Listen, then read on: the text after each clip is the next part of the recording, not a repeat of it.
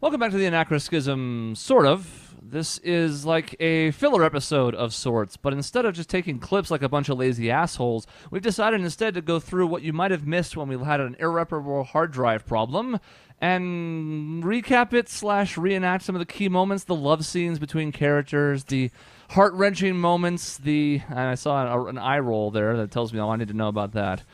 When we left off specifically, it was at an awkward moment where Karash was like, look, I'm going to go talk to healers, and he was hell-bent on doing so in the city of Denard, and so he was going to, and he had even gotten Isaac on board, and they high-fived about it, or at least they tried to, and so he was looking for information from the healers about a person that was in captivity named Selenar, a bounty hunter that Isaac and Grail had come across before.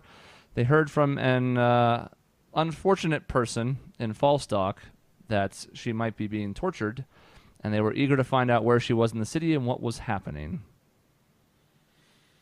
Yeah, well, I was. Grail couldn't care less either way. No! Whether she helped the friend who so critically assisted us in our mission to assassinate. I forget his name. No. She helped us assassinate the guy we actually succeeded on. Oh, yeah. Count Edward Zillin. Yeah, Zillin. It wasn't that I didn't want to. I had concerns. Yeah, that's going to be a recurring theme. Even in the recap. That's going to be a recurring theme. Yes. On multiple levels. Presented without further comments. Yeah. So, but everybody agreed. So we went to. She was in Denard. She was, yes. We found out where, and it was myself, Grail, and Karash. That was a whole excursion.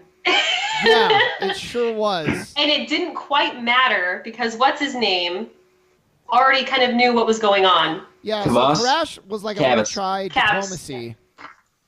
And we're like, okay, sure. And it actually worked. And we got down to the jail cell and talked to Selenar. Yeah. And I was very... interrogated. No, full-on espionage. I was like, hypothetically, and like wink, and she was like, okay. She didn't wink back, but I think she got it. I was disguised, and I made a joke, not a joke, but I used my name to try and like indicate that it was me, but I think that was very confusing. I think she got it. She picked up on it because she rolled a natural 20. Oh, yeah. The chances were not high. Yeah.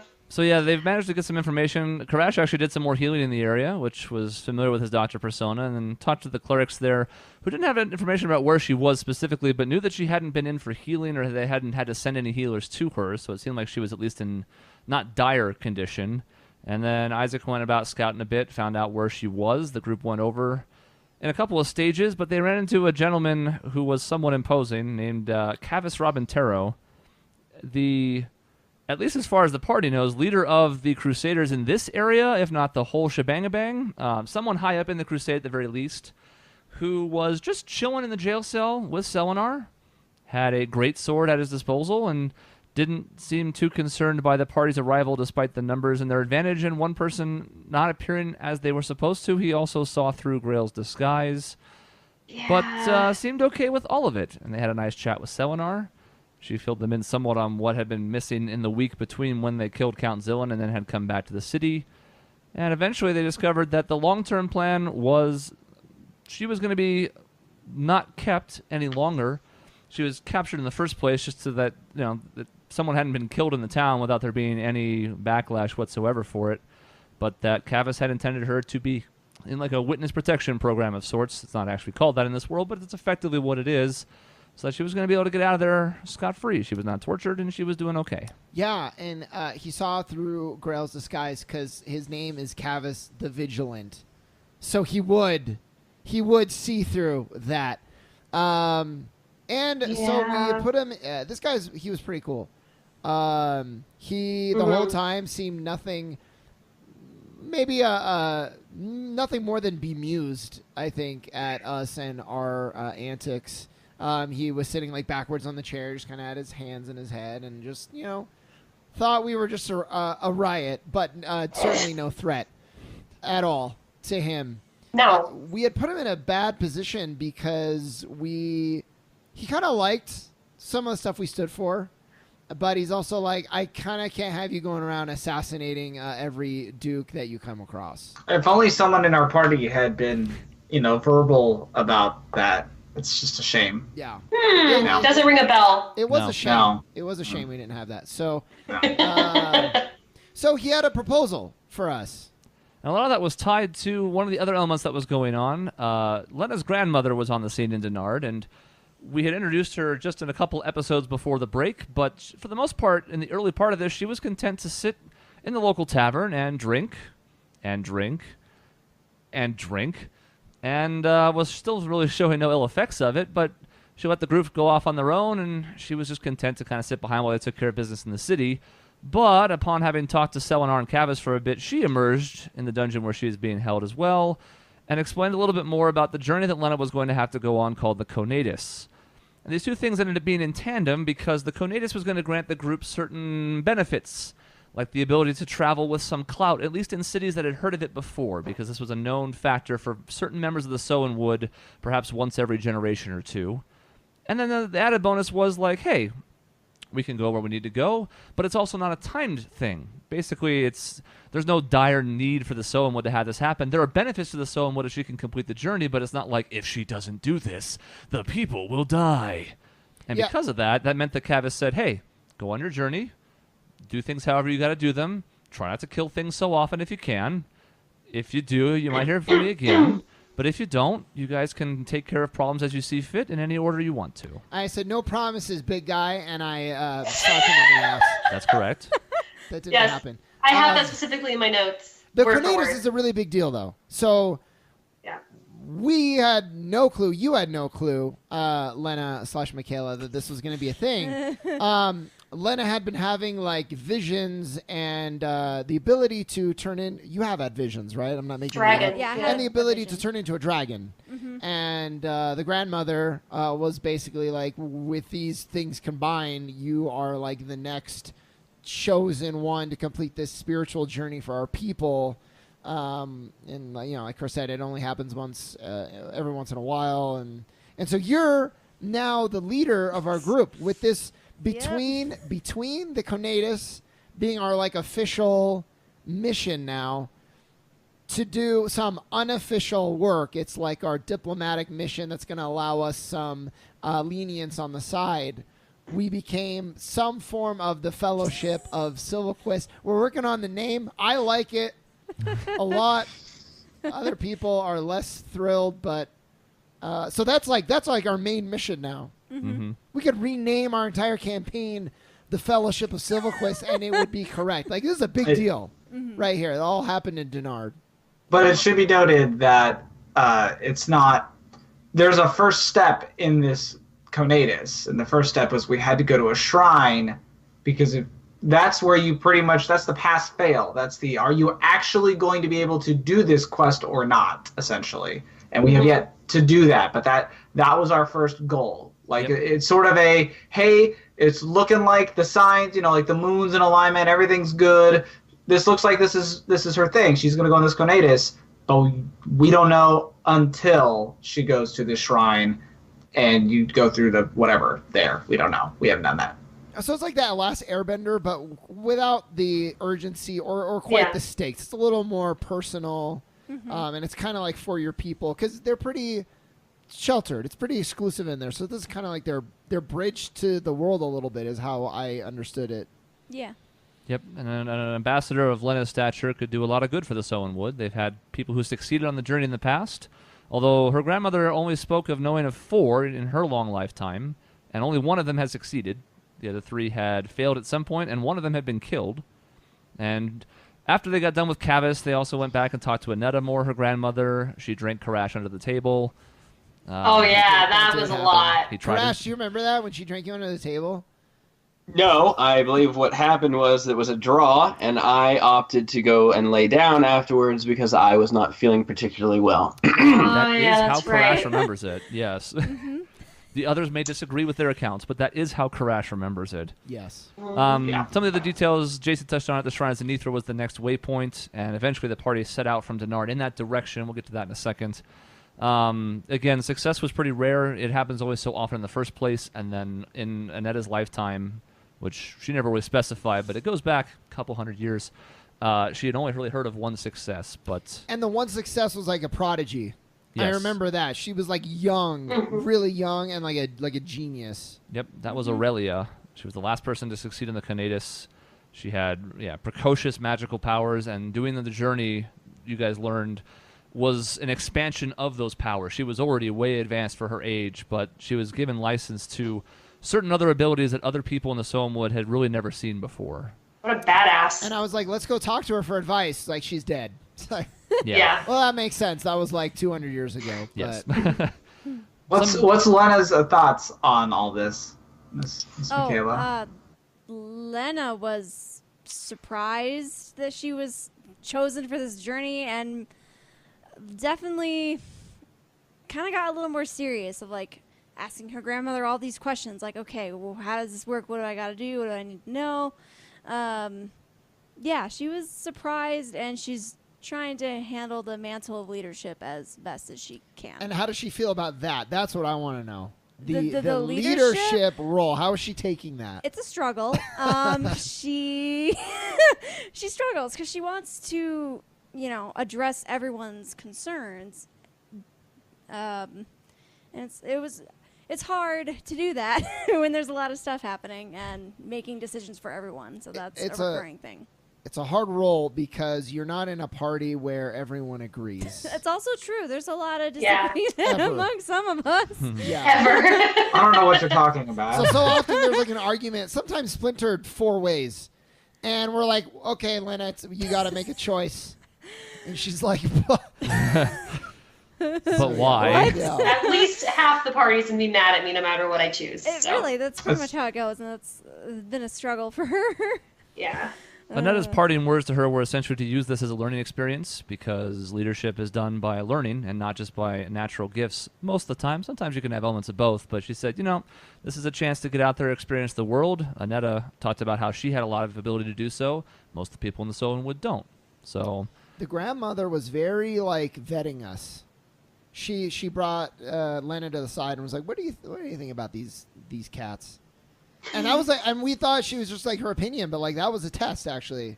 Had you been like, they're a bunch of douches, she should have been like, find another fellowship. Which might have been kind of fair in some of these instances. So good thing she didn't. And I also don't want to give short shrift as the smaller moments, but as they were about to leave and preparing to get out of town the next morning, Tessian and Isaac had a little bit of a moment together. They went shopping in the town. They went to a place called Agatha's Outfitters and found some nice little gifts that they each purchased, one of which was a pressed flower that Isaac gave to Grail, because she was seeming kind of down in the dumps, sorting through what she was going through with her visions and this weird magical power she seems to be connected to. So that was also a nice little tender moment. And even Tessian and Isaac had like a bit of middle ground that evening in a conversation, or at least relative to what they'd had so far. That's true. It's something. We'll take it, basically. Maybe that's the DM's bias. I don't know, but that's what I saw.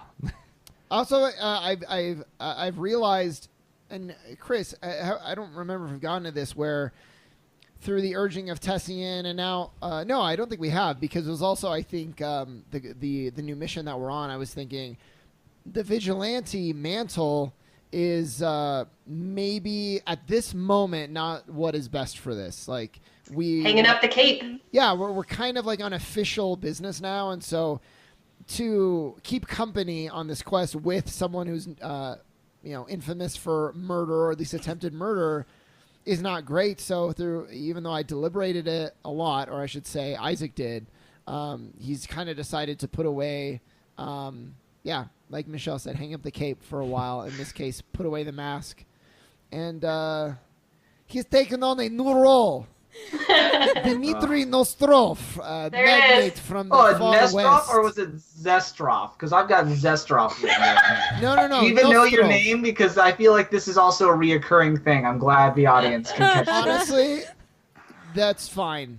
It's fine that it's different. It kind of goes along with it. He's different than, he doesn't want anyone to recognize him right now. He's shaved. I think that was that was on camera, but it's this idea that you kind of have to be a little more on the up and up. So the shrine of Zenithra was a few days' journey to the southwest, more west than south, and the party started heading that direction. And they knew that along the way they also had another city that they had heard about earlier in Falstock, which was Rydif. And at the time, they had a feeling that, at least when they had heard about it, Karash had perhaps some kind of dragonborn from his clan there. And they arrived at this very small town to find the Iron Flaggard, a lively bar that they had been told about by a traveling caravan a couple nights previous. And inside was indeed a dragonborn who seemed completely drunk, like almost completely wasted drunk. There enough just to have some conversation, not passed out, but also seemingly out of it. And the group did their usual stuff. They went up to the bar and talked to the bartender, see how things were going, ordered some drinks. Karash decided to help his friend to the back. His name was Havan. Kind of helped him to a room around the corner, made sure he could get some rest because he looked like he was out of sorts. And, alcoholic. Some things ended up happening instead. A whole lot of things. A whole lot of sad, frustrating things. So Tessian and Grail decided to get drinks. No one else did for some reason. No, I know. that's not true. I know One other person Karash. did. I did. Lena got a drink as well. That's right. Lena just did not succumb. She Okay. saw that the drinks were a Had little the little bubble things. The Yeah. heart-shaped bubbles. With a natural 20, Lena happened to look down in her glass as the others were drinking and enjoying the drinks quite a bit. They were quite tasty, but she looked down and there was this mysterious-looking, small, almost imperceptible heart-shaped bubble inside the liquid there. And she tried I did to warn not them. notice that. I Yeah. drank up. So did Tessian. And Grail, ever the charmer, actually not charmer, ever the charmed, I guess. I think this is the second time that she's been charmed of two. Yeah, I drank a love potion and it was bad. It was really bad. Yeah. So Lena came to get Isaac and Karash, who were trying to help his drunken idiot friend. And Wow. we tried. We freaking tried. We tried to get Tessian and Grail to come out with us, Yeah. and they were like, "No, have a drink." The bartender was pretty pretty good. Choice, yeah. Yeah. Choice, yeah. And the drinks were good. So I mean, Lena's Tessie never listened to Isaac, so like that's True. Yeah, I mean, even sober. Yeah. And then I don't remember the exact confluence of events, but The lady touched their faces, and she was like, "Join me, like don't leave or whatever." Yeah. And then, they got charmed completely, and then fighting. but I'm started. pretty sure Didn't Isaac shoot her? I shot her. Yeah. Like in And- the I don't face or remember something. that. Yeah. Well, Isaac went to shoot her. She made eye contact with him. He was able to shrug it off, whatever she was doing, and they tried to put a bullet in her, and it didn't seem to have a huge impact on her. And that was the point at which, combat started, and some things happened. Specifically, Tessian managed to break out of it pretty quickly on his first turn. He had to waste a turn, but he was free. Yeah. Guess who didn't do that? Then the succubus, This as one. it turns out that she was, went, and she decided to clasp Grail by the soft, soft cheeks. They had a moment of passion between them, and then did. Grail went over and stabbed Tessian so hard that he died in one hit. Tessian woke up Yes. and got stabbed in the chest by Grail. I was like, hey, this is really cool. Oh, the things are, what's up, Grail? Oh, no. Crit. Oh, It was a this hurts crit so by Grail, much. and we just I kept critted. adding damage. Oh. Yep. Double all the dice. It was a sneak attack because the succubus was right next to him. They were temporarily allies. She did 32 points of damage. It was enough to down Tessian in a single blow. And I think that was the point at which the party went, ah. Yeah. And Tessian was like, et tu, Grail, and then his head exploded. Yeah. Jesse was like, I couldn't use shield again, and then I went down because it was another crit. God. So the party That had to was- kind of sort through that. That was a good fight. It was a bit of touch and go, specifically just because she had some decent hit points, and also she could do some pretty heavy damage. She at one point used a draining ability on Grail that sucked her down to like 2/3 of her health in one And we blow. kissed. Yes. And that was Grail's first kiss. Mm-hmm. Oh, There yeah, was tongue. that's right. There was tongue. There was What tongue. There was a lot of tongue. Yes. Yeah, she a little had too lot of much time. maybe. Yes. So that's unfortunate for Grail, but it couldn't be helped because Tessian happened to be the one to break out first. I Yeah. was behind the bar just for whatever my position was or the priority of the enemy. I was just unloading just into it was great into the succubus. But the people in the bar had started like coming under the spell. She was like, "Help me!" So it was like zombies over here. Yeah, Yeah. they shambled over. They tried to attack. Most of them failed. One of them managed to hit for like 4 damage, but they weren't very good at it. They were using improvised weapons, and they seemed disoriented. Lena at one point managed to heal Tessian to get him back up. Karash managed to get some extra saving throws to the party to help spread that out a bit and try and get Grail out from under the influence. It worked towards the end. What Lena was doing something? Did you transform? I don't think you did. She was healing. Oh, just healing. I Yeah, think I was well, mostly we healing. needed it. If I did, I might have done like long range spell casting as well. I think I tried to stay back specifically because healing was important, and things are dire up there. I don't want to get into the middle of that. Right. So. Yeah. Yeah, it ended up working out okay because she was outside when everything broke out, but she heard the gunshots inside, came running in, and could just get barely far enough to get healing to Tessian. And that sort of helped keep him from being in dire straits because when you're unconscious, you can get to dead pretty quickly. So, eventually they managed to overcome the succubus. Turns out that indeed she was putting some kind of a love filter in the alcohol there. So the one specialty glass that everybody talked about in the region was what was keeping all the people there. And in speaking to Havan, Karash learned that he'd been there for a few months at that point. And even though the potion was diluted between that and the natural effects of the succubus, it was enough to keep everybody there thinking, this is a great life. I don't ever want to leave. And even though it was only a short burst, the party experienced that to some level as well. We saved the whole town.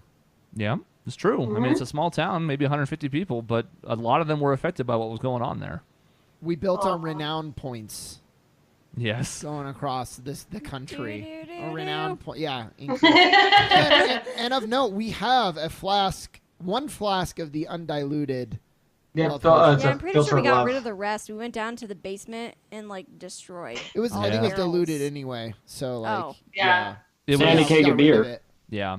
It was so small of a dose to be almost ineffective. What was down there, it seemed like she was either adding to it in some way or she had another stock that she was using. But yeah, you still made sure all that was gone. Karash cut off the succubus's head and kept it for later.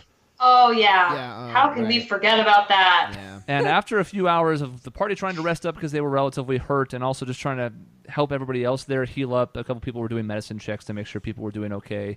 They eventually discovered that the Iron Flagger's owner was there. His name was Randall. He was a tinkerer gnome. And he gave them some scouting reports on some of the stuff in the area, one of which they went to in a little bit. And he also just tried to thank them for doing so. He gave them some gold.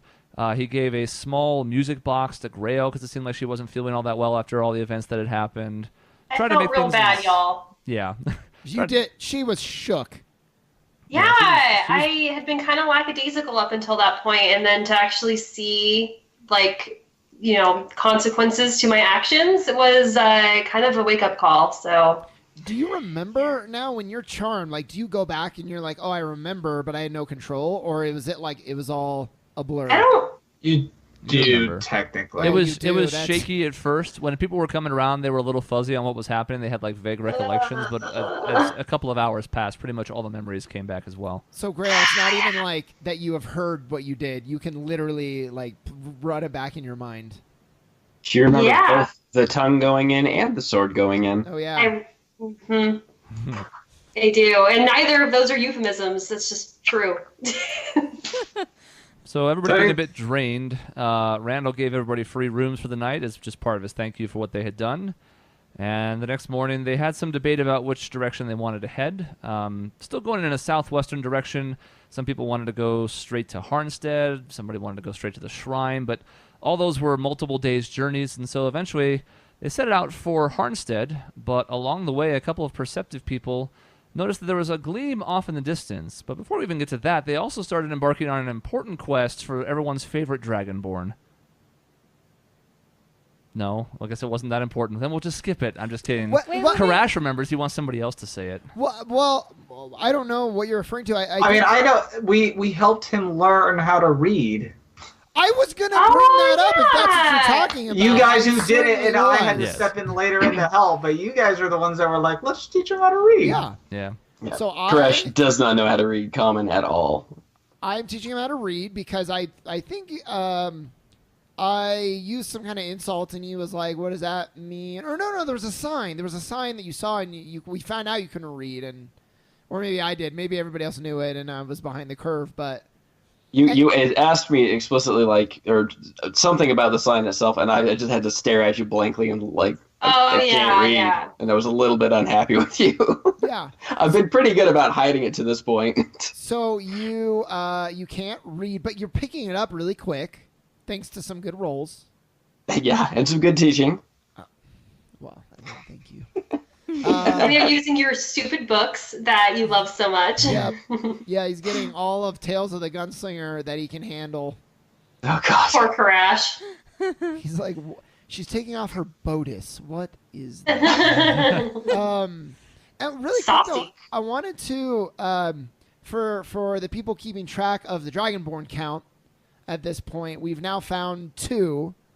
And I had a vision handed to me by Cord while I was passed out drunk from the drinking competition that was definitely absolutely a draw and that you did not a lose. loss. Yeah. And I was informed I was given the vision that there were 6 more in the Great Desert, far, far, far to the west of where we are. Right. And some others in other places. A couple in Timberbrook, a couple in Lycidian, and then I think there were a couple others scattered about. I don't remember exactly where. They're in here somewhere, but you got a vision. And there was also somebody else who had a dream at the time, too. I had a vision, I think. Yeah, you did. You did. And Yeah. what was that like? It was not good. It was about my brother. And if I remember correctly, he was standing over a looked to be lifeless body. And I think pulled a sword out. And there was blood. Mm-hmm. Yeah, sure was. But it was vague. So, I mean, it's hard for me to know if it's something that's already happened. Was it in the past? I don't know. It's And very confusing. You've had a bad couple days. It's not been great. It's like not To Kill a ideal. Mockingbird up in here. We are just seeing the Yeah. destruction of innocence right before our eyes. It's just like that, I would say. What a beautiful allegory. Really quick, what happened to this Dragonborn? So we found another. That's 2 now that we found. He stayed in the town? Yeah, He lived Havan had no interest in leaving, and he Okay. was still kind of pulling himself out of his own weirdness at this point and his own what appeared to be emotional damage from everything. And Right. so he was just kind of like hanging out there, and Crash, for better or worse, wasn't going to, try to save one over, knowing now especially that there are others in the area and having been given a specific vision by Cord that there were others that he could save. So he's off. He gave you some news about like the leader of the Dragonborn, like a woman who's like a badass and who's looking for the other ones. Yeah, names. She I'm sorry? Udajin. Udajin is running around and I don't want to call it organizing things, but is free and is one of the handful that at least that are running around on the continent and otherwise unhindered.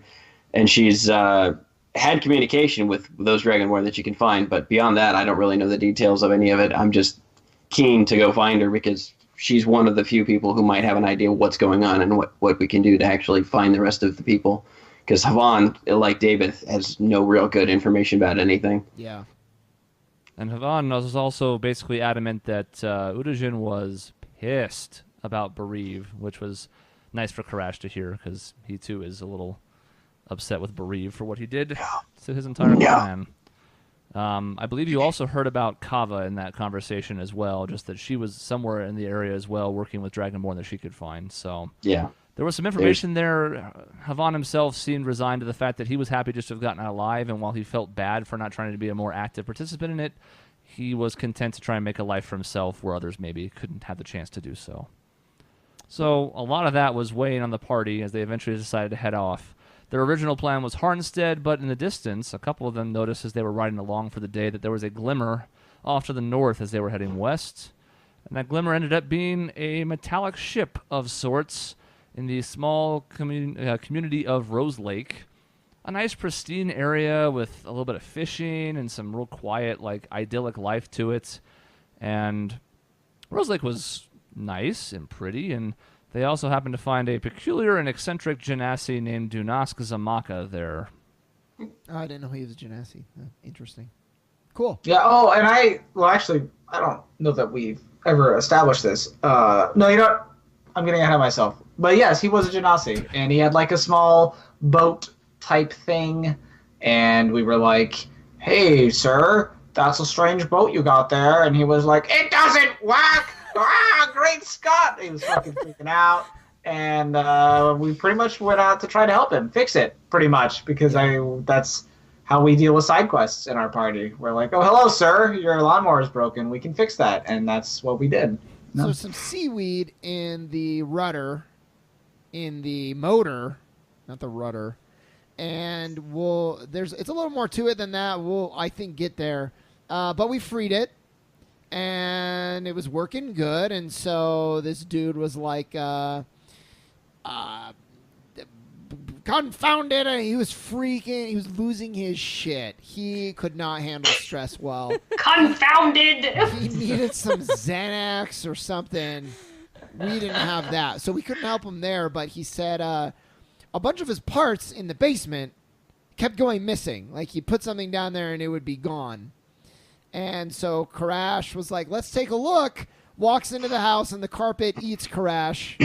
Yeah. Just rolls him up like a burrito.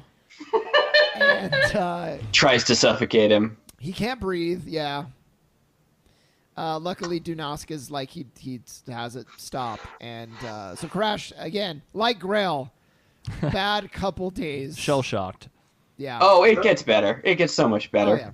It's a very good day. So But I mean, yeah, we helped him then. We decided to help him get into the basement. yeah. So we went down into the basement, and we were like, "Oh, we're sure it's nothing. Probably some rats and a black Very pudding. large rats. Someone spotted it. Lena spotted a black pudding and was like, "Oh, there happens to be a venom wannabe on the roof." Symbiote. Drops down, and it's gross and acidic and disgusting. And we kill it. We attack it. Our weapons are rusting, and it's gross. It's terrible. Mm-hmm. It's spewing acid everywhere. We kill it, and Isaac's like, "Oh, looks like job well done." And Tessian's like, "Well, why don't we actually look through the basement, see if there's anything else?" And 2 seconds later, finds another black pudding. Keeping in mind, too, we discovered the hard way that you can't just kill a black pudding. You have to kill it special ways. Otherwise, it'll do stuff like divide on you and become multiple black puddings and hit that really, really, really hard. Yeah, so hard. Ah, Yeah. that was a lot. Yeah. There was a lot of healing going on there, and a lot of getting hit and hurt and There's badly. a pattern of a lot of touch and go happening with us. I think we probably need to work that out a little bit better. Yeah.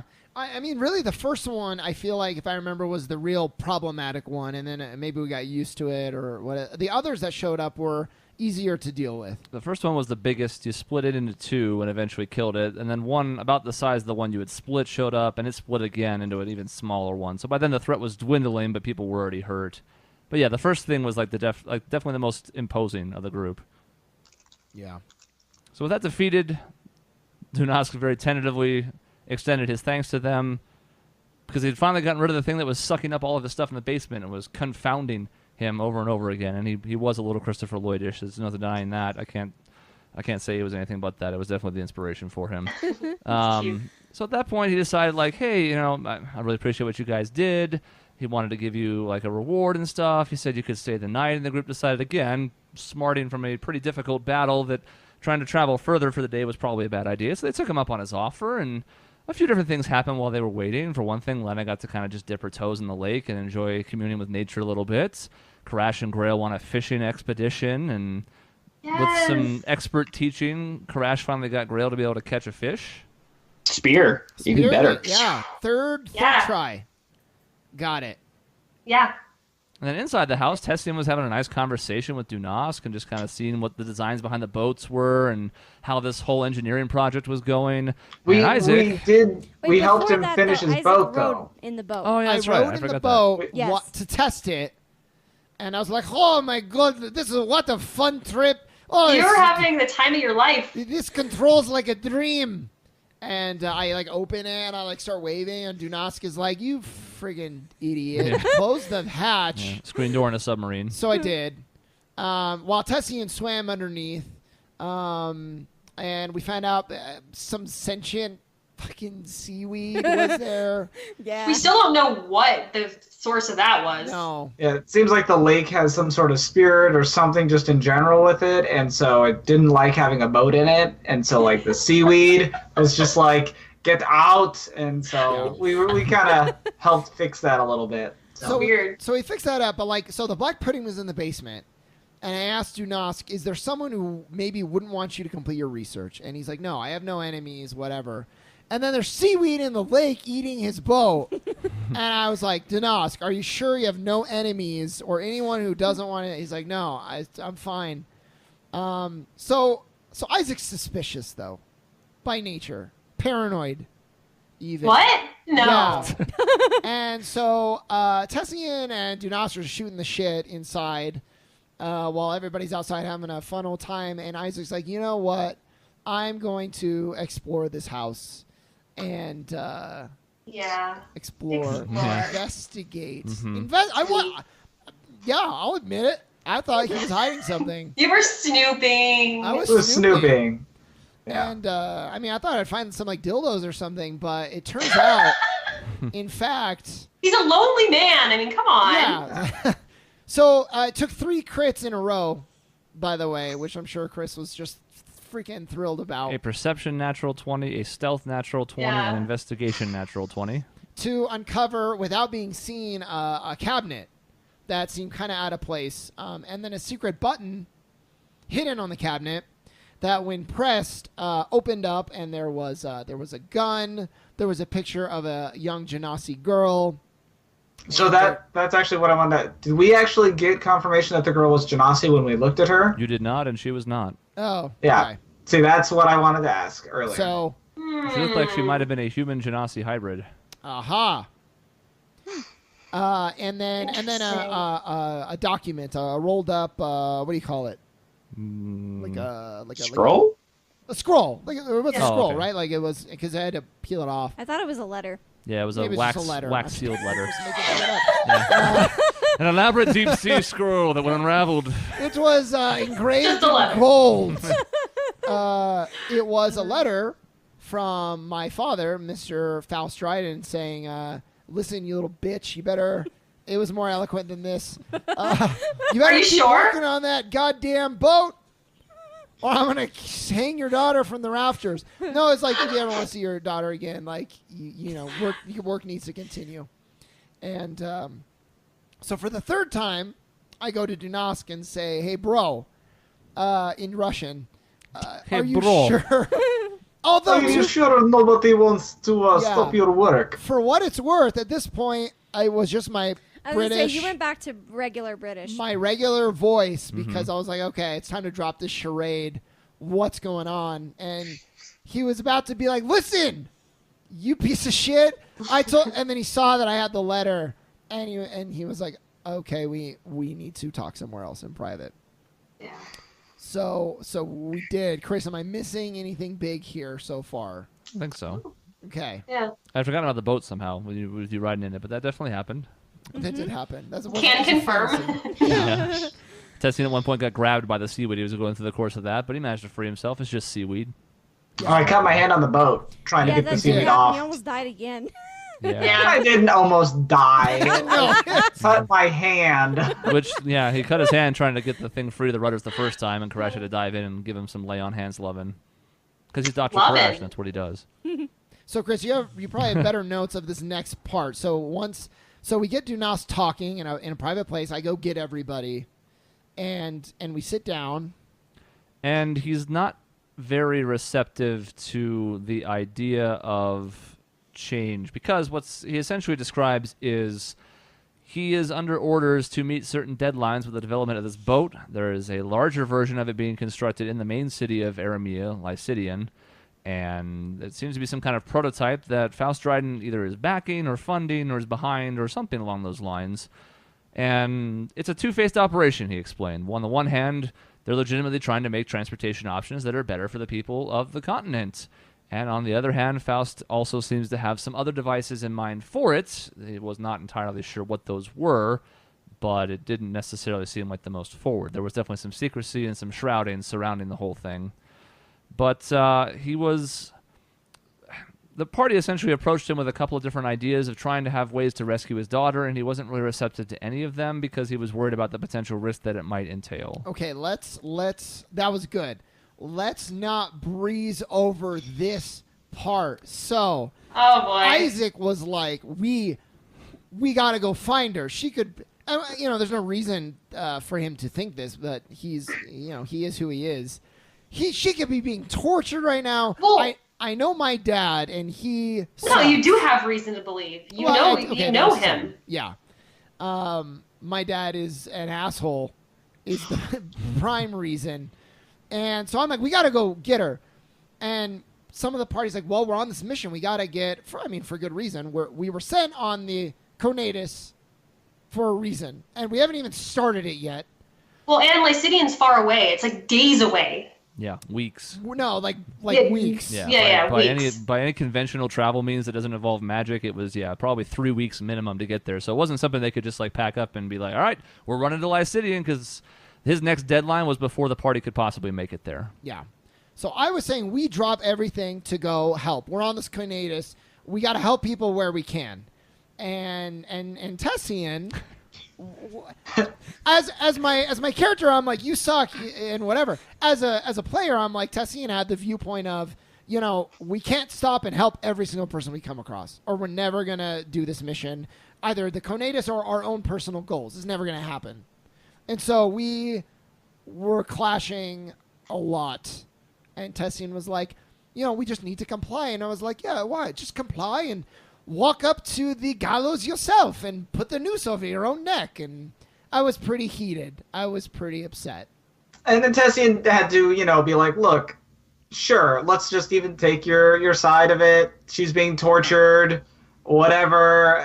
It became this whole thing where it was like, if she's dead, like, does it matter? I don't know. It was this whole thing. Even Tessian had to start looking bad because you were getting a little crazy. Isaac was getting a little crazy. I was like, how can you not value the life? And, just it was laying it on pretty thick. Yeah, and he turned that cannon on Dunask at one point, too. Oh, yeah, I did. Because Dunask's like, well, I don't know. And I was like, yeah, it's just your daughter's Tubular.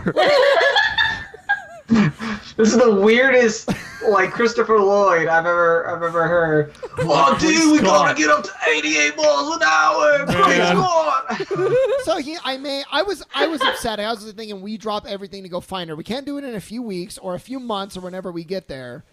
We gotta do it now. Worst case scenario, she's a young girl. They're treating her okay, and she's away from her father in a weird place. Like, let's go help her.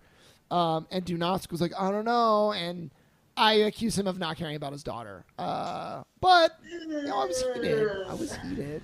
And I meant it. I'm not taking it back. So at some point I got so flustered and saying, I don't think this is a question. I don't know what we're debating here. So I said my piece, and he was like, I don't want to risk it. I was like, well, then you may be killing your daughter. And I don't think there was a debate here, too. It was Tessian looking like an awful person, and then the rest of us being like, well, that seems reasonable to at least look into it or do something. And Karash being so angry about the whole thing that he was literally lighting up and sparking with rage that a small child had been kidnapped. I didn't know that. Mm-hmm. Yeah. Crash was totally that. on your side. Oh, Yeah. Crash. Dude. Crash and Isaac and Crash are bros, man. Such bros that you didn't even notice. I didn't know. I was very upset, though. Honestly, I don't even know if Isaac would have in the story noticed because he was very heated. So, and I wasn't being helpful. Everybody was like, all right, so what's the plan then if you really want to go help save the child? I was like, I smash things and heal things. I'm not the plan guy.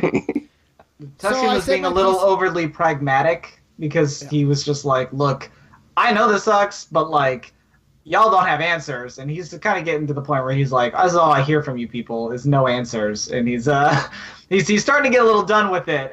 So And, in his mind, he's like, we're not even officially on this Conatus thing. Like, we have to, like, get our eye on the ball. Like, we're not on the ball. Yeah. Like, And I want to be clear, from a player perspective, I don't think Tessian, necessarily was, like, a bad person thing. I think he was just practical. Like, how are we going to go do this? Like, and are we going to stop for every single person that we ever meet in the whole world and, like, solve their problems? Like, it's untenable.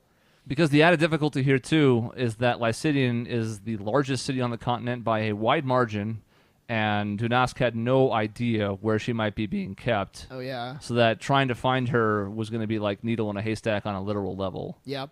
But there was still the idea of trying and just seeing what they could find out, and then that's where the party kind of split on different sides. Eventually, after Isaac stormed out, Dunask said a profanity about him under his breath to the rest of the people that were still there. He seemed pretty upset and shaken by it, and I think Grail at one point went out to kind of talk to Isaac to see how he was doing. I think the others, maybe not Karash, but the others remained inside, I think, for the evening. I know Lena did. Lena was very Crash passed stressed out. by all of this. Oh yeah, Yeah. this was It crashed into a maybe room. was this the breaking moment when I like talked with Tessian and was like, I don't know what to do. Yes. With the whole leadership. Okay, I can remember when that conversation happened. Go into but, that, though. Yeah, she basically it just got to a point where I like didn't know what to do. Like, how can I be a leader if I like? She's very conflicted. Lots of questions. It was a difficult spot because there was really... This is the kind of second time the party had been put in this position where there wasn't really a phenomenal option to be chosen from. It wasn't like there was this glaring neon lights thing pointing to, well, you can do this and this will work. Instead, it was like, well, do you not go after her at all? Do you go after her and just see what you can do? It's going to be really difficult to find her if you do, but you should try, but maybe not, and the group is split over it. So it was a lot of pressure. But she talked it over to Tessian, and then as everybody kind of went their separate ways towards the evening, a couple different things came up. One, as Grail was kind of talking to Isaac and sort of trying to get him to calm down a bit and just, smooth things over. Eventually, they decided to sleep out there because they didn't want to go back in the house because Isaac was pretty convinced that Dunask hated him, which was probably true. Yeah. And while Grail was out there, she woke up in the middle of the night, and Isaac was gone. He wasn't sleeping next to her. Yeah. And she was having another vision, as it turned out. And she watched as the daughter returned to the house in Rose Lake, but Dunask was nowhere to be found. She was knocking on the door, and there was no answer. And there were sparkles. There were sparkles like the ones that we saw in Falstock. Yep. Right? And like the the sewer. vision, with Faust, with your brother, Holden. No, They were there. that's I thought- new information. They were there. Okay. I thought they weren't there. Okay. specifically, no. So, okay, I guess Chris is kind of revealing his hand unnecessarily. But you tried to remember, and you couldn't remember. I think you failed the check to see if you could recall if they were there or not. Okay, because I did wonder. I definitely did wonder. Right. So, okay. So But there we were did- sparkles. But we didn't know if the sparkles were in the dream of your house burning. Correct. Still. That was the one you were trying to remember and failed. Yeah, no, that Okay. definitely don't remember. So there's some connection between whatever was happening magically in Falstock and my visions. I don't know what that is. I don't tell anybody but Isaac about this vision because I did not want to needlessly kind of convolute what we were going to do, and I don't exactly know what it means. I don't know if it means she's going to be safe no matter what. I don't know if it means anything. So I decided to just keep it under wraps. And then in the middle of the night, Lena, with everybody else sounding sleepy, Yeah. wow, sleeping soundly, Lena, who's not really required to sleep fully and also is the most perceptive person in the group, happens to notice that Dunask is trying to sneak out of the house in the middle of the night, putting things in a pack, and he seems to be heading out for some kind of journey. But then she manages to talk him down a little bit because... It was a stuttering mess. I could not find the words. I was like, no, just don't don't leave. That'd be really bad. It is. I don't know how it worked, but it did. So Turns out that he had been moved, if that's the right word. I guess it is in a sense still, by Isaac and the rest of the party's suggesting that perhaps he wasn't doing enough to save his daughter, so he went from, I don't know if I can afford to do anything, to I can't afford to not do anything, and he was prepared to head out on his own to the city of Lycidian, and essentially he explained this to the party the next morning, but the plan was that he was going to hold himself hostage, thinking that his abilities as one of the few engineers who could produce these boats might be enough to trade his life for hers. The party didn't necessarily think that was such a good idea, and maybe it wasn't, but she at least managed to talk him down to stay until the morning, and then the following morning the party kind of confronted him about it. And it eventually became clear that there was one other potential option that the party decided they would at least investigate and see if they could go for.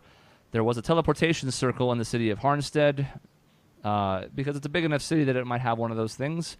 It's just a one-way trip, basically, between Lycidian and Harnstead. It doesn't go anywhere else, but as far as getting across the continent and what would take weeks of travel, it was an option for maybe a couple of days instead, because his next deadline was somewhere in like the 7 to 10 day range, but that might be enough wiggle room for them to figure it out. And he gave us that too. He said, if I don't hear anything in 3 days, maybe give us a little bit more, maybe less, 48 hours. He gave you a week. Oh, I'm pretty sure it was 7 days. He was expecting it was going to be sometime like the middle of next week. He was going to be getting the next person to come check up on his progress, but he gave you a week on the low side because he wasn't convinced he had any more than that. Right. Okay. So we're on a mission to find the girl, and so we need the teleportation circle. So we go to Harnstead. And Harnstead's cool. It's like leafy and like it looks like the technology's really cool there. Yeah. So they quickly discover just riding into town that there's quite a few things that are different about this city than what they've encountered at this point traveling around the eastern side of the continent. For one thing, it's a very nice city, affluent, tall. A lot of the other cities were like lower and spread out and covered a vast area. This one was more built up, like kind of like a Japan concept, where like they don't have the room to build out, so they built up instead. And it has like vines everywhere, and it's very like flowers and grassy and just a beautiful city. And they quickly find out that it's probably because it's very wine heavy. There's an inn that's called the Moment of Zen as they pass through. They haven't gone there yet. There's a place called the Well Read, a big-ass library from the looks of it, a big warehouse they discover. And then they go to the Duchess's residence, and unlike a couple of the past ones they've met and or killed and or tried to kill, this one doesn't have any security on the outside. And they buzz up to the gate, and there's an old man who decides they can let them in. Old ass dude, like the I love oldest man in the world. Yeah. He's my son. Leave him alone. The oldest man on the planet, as it turns out. Who turns out to be the Duchess's butler of sorts, and he lets them in. And he's the only person they see until they come across the Duchess herself, who's a very elegant, refined woman who invites them in for tea, and they have a nice conversation about the possibility of using the transportation circle. And that's fun. And she's great from what we can tell. You know, Isaac Yeah. is always a little suspicious of people. Yeah, in power. little choice. Yeah. Yeah, she's hot. And she was like, she had no, didn't take our weapons, didn't seem to care that we had them, and was like, what are you going to do? So obviously very powerful, but pretty diplomatic, like good head on her shoulders. She was cool. And she seemed fine with us using the teleportation circle, but under the stipulation that we do a couple like errands kind of for her. Yeah, there's a Black Blades camp. Black Blades? No. Blades, just the Blades. Blades. Blades of Indemnity. Blades of Indemnity. Yes. From the city of Indemnity. Yeah. About 2 hours outside of the town, they have like a fort. A fort. I just think of like a pillow fort. It's a fort of pillows. No girls allowed. 2 hours away. And that's too close for her liking, so she'd like us to see what we can find out about that. Also, there was a duel in town. Yeah. An unsanctioned one specifically. Unsanctioned. Both parties agreed to it. But then someone was exploded by magic, which is not common in a duel. How that goes. So she's like, if you can investigate what that's all about, that would be great as well. Yep. Turns out they had somebody held in the city jail, and upon learning that the Blades establishment was a little bit far as like just going out on a whim and investigating first, they decided, well, let's go check out this guy and see if we can curry the Duchess's favor that way. And we left off with them having just gotten down to the bottom of the jail area, and in a decently lit area, they found a black-haired, elvish-looking man who had a pulsating shard in his chest sticking out and like demonic red eyes that looked up at the party as they approached him. And what all that means is going to have to be revealed in the next episode. Hell yeah. So, Recap. that's the Anachroschism. Jazz hands. So that's what you might have missed. We decided we didn't want to just have everything drop off, and we needed to fill in the blanks as far as what happened, assuming I can't recover those episodes on a Hail Mary. So as it turns out, that's essentially what it was. It was the better part of almost 3 sessions. It was like 2.5. Basically almost 1 in each city, as it turned out. And then we only had maybe 15 minutes in Harnstead tops before that was where we left off last time. So next time, there's lots of the stuff in Harnstead to do. There's this mysterious gentleman in the jail cell. There may or may not be a Blades encampment. And there's still the looming threat of a daughter who's missing and the entire Conatus on the horizon. Right, because Tessian, we have not officially said we're going for this daughter thing. I will That's say true. that. Yeah, We were like, we're going to come here, see if we can get the teleportation circle, and then go from there. And we haven't done that yet, so we haven't really been like, do we just zip over to the shrine? Do we zip to the Lycidian? We have yet to make that juncture. Yeah. So It's going to be interesting to see what they do. The shrine's also a little over a day's journey away at this point, so there's a lot of, mixed elements here that we'll see what they want to do. More decision making Yeah. for our confident leader. She's trying. More of Tessian and Isaac always being on the same page. Oh yes. but it's just it's unfortunate because we're the opposite sides of the page. That's really Yeah. Essentially. And I had a feeling this could happen if I'm going behind the curtain, even back to when we were starting the initialization of this campaign, because I knew how the party composition was going, and it's essentially 2 people of noble descent, 2 people of common descent, a wild card, in a world that's very split and was even more so split 40 years ago when they all went to war with each other. So it's, a bit of a powder keg of sorts.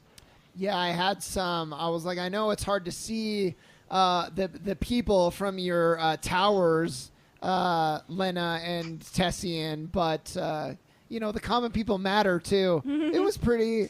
Yeah. It was pretty heated. That was the moment when she's like, I don't think I am worthy of doing this. Oh, This that's so isn't- sad. That is sad. That was part of that whole conversation, though, was like she didn't feel that she was up to it. There's been some shots fired on both sides. Cavis got in a good one about hey, if you're going to kill any more nobles in the future, could you not just discard them in their own secret compartment so that people discover them in the town and panic?